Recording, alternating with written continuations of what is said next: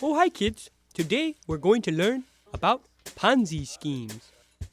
A Ponzi scheme, which under no circumstances should you ever become involved in, is a con in which investors are tricked into receiving quick returns until the promoter mysteriously vanishes with all their moolah. Though the scheme itself dates back to the novels of Charles Dickens, it would become named after Charles Ponzi, who became famous for the scheme in the 1920s. Ponzi promised his investors quick returns with international reply coupons, which work like two-way stamp. His plan was to buy them at cheaper prices in Italy and sell them for more in the States. This practice, which is perfectly legal, is known as arbitrage. After the collapse of the scheme, it is estimated that the total losses accrued by the investors was around $18 billion? So how does it all work? Though this is something you should never ever become involved with, in the off chance you were to start such a scheme, first we come up with a catchy yet vague name for our business. Pick something that implies happy things, like being alive.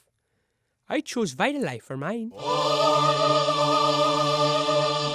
When potential investors ask you what this is all about, use more vague words like high yield, offshore, future trading, annual returns, wadalamadoo, and so on. Now, to pay back our original investors, we require more investors.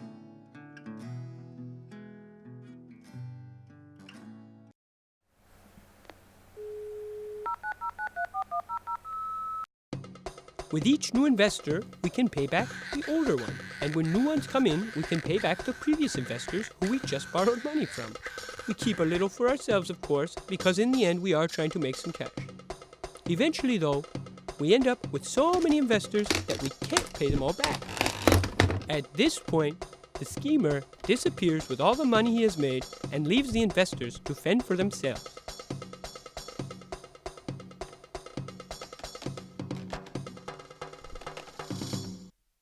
And that, kids,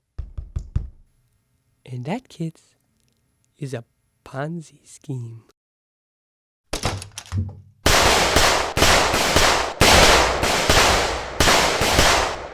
Next week, we learn about bail bonds!